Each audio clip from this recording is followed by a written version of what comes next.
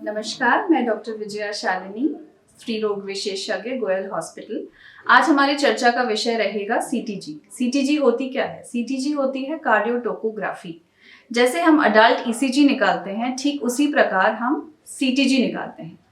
अब ये सीटीजी क्यों निकाला जाता है, किस में निकाला जाता है? ये सीटीजी निकाली जाती है प्रेग्नेंट महिलाओं में।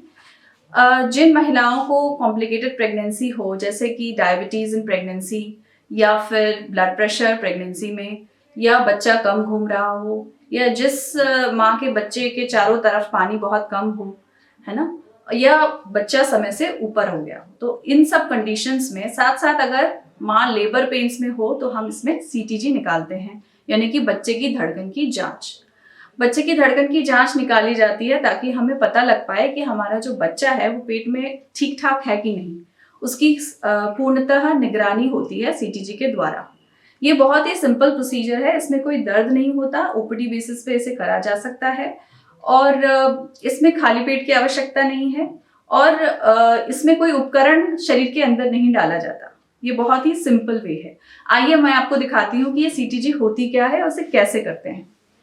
ये आप देख सकते हो, ये इसमें दो प्रोब्स होती हैं। एक टोको प्रोब होता है जिसे हम बच्चेदानी के सबसे ऊपरी हिस्से में लगाते हैं, जिससे कि हमें सबसे पहले दर्द का पता लगता है। और दूसरा ये होता है, दूसरा प्रोब होता है जिसमें हम बच्चे की धड़कन की जांच करते हैं, जिसमें हम धड़कन नापते हैं। और तीसरी एक और इंस्ट्रूमेंट होती है जो एक पेन की तरह होती है और इसे हम मरीज को पुश करने के लिए बोलते हैं। इससे हमें पता लगता है कि हमारे मरीज की धड़कन, मतलब बच्चा कितनी बार घूम रहा है, वो उसे मेजर कर सकते हैं। और इस तरीके से हम एक ग्राफ निकालते हैं। ये सारी रिकॉर्डिंग्स हमें एक ग्राफ के फॉर्म में मिलती है, जैसे कि बच्चे की धड़कन हम नाप रहे हैं और साथ ही साथ बच्चेदानी में कोई दर्द है तो उसको जांच कर रहे हैं, और ये एक ग्राफ फॉर्म में आता है और इससे हम बच्चे की अंदर की स्थिति का पता लगा लेते हैं। और ये जो आप इंक की लाइनें दिख रही हैं, ये होती हैं जब आप बच्चे को मूवमेंट प्रेस करते हो तो वो दिखने लग जाती है। अगर बच्चे के मूवमेंट के साथ अगर ये बच्चे की धड़कन मूव कर रही है, ऊपर वाले हिस्से में ऊपर उठ रही है, इसका मतलब ये है कि आपकी बच्चे की धड़कन ठीक चल रही है और आपकी सीटीजी रिएक्टिव है।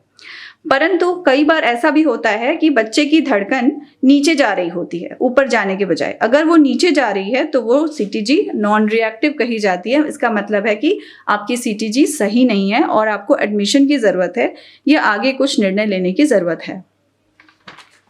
तो ये बहुत ही सिंपल प्रोसीजर है और लेबर के दौरान सीटीजी होना बहुत जरूरी है। जब हम बच्चे की धड़कन की बात करते हैं तो हमें पता होना चाहिए कि बच्चे की धड़कन नॉर्मली होनी कितनी चाहिए। बच्चे की धड़कन होनी चाहिए 120 से 160 बीट्स पर मिनट। ये बच्चे की नॉर्मल धड़कन है। इससे ज्यादा अगर हो रही है, 160 से ज्यादा हो रही है तो वो भी सही नहीं है, और अगर वो 120 110 से नीचे जा रही है तो वो भी सही नहीं है। तो इसीलिए हम इस मॉनिटरिंग के द्वारा, सीटीजी की मॉनिटरिंग के द्वारा इसका सही पता लगा सकते हैं।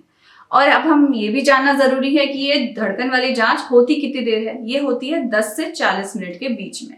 40 मिनट इसलिए क्योंकि 40 मिनट ही बच्चे की स्लीप साइकिल होती है। अगर बच्चा सो रहा है तो वो 40 मिनट से ज्यादा नहीं सोएगा।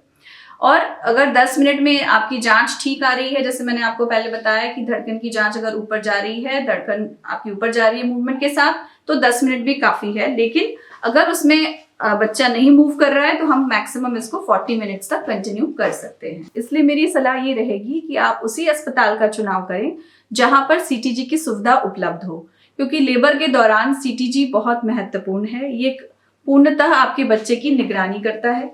जब आप लेबर में होते हो तो हर घंटे में सीटीजी की आवश्यकता पड़ती है, लेकिन और जब आपका बच्चा डिलीवर होने वाला होता है, जबकि सेकेंड स्टेज ऑफ लेबर होता है, तो कंटिन्यूअस सीटीजी मॉनिटरिंग की आवश्यकता पड़ती है। और इस तरीके से हम बहुत जल्दी किसी भी तरह के परेशानी, किसी भी तरह के रिस्क का पता बहुत जल्दी लगा लेते हैं, घंटे भर पहले। और अगर कोई परेशानी आती है तो उस पर निर्णय लेते हैं और अंत में जच्चा और बच्चा सही सलामत हो, इसी की कामना करते हैं। अगर आपको सीटीजी या हाई रिस्क प्रेगनेंसी के बारे में और जानकारी चाहिए या इसके बारे में डिस्कस करना चाहते हो तो बेझिझक हमारे इस नंबर पर फोन कर सकते हैं, हमें संपर्क कर सकते हैं। धन्यवाद।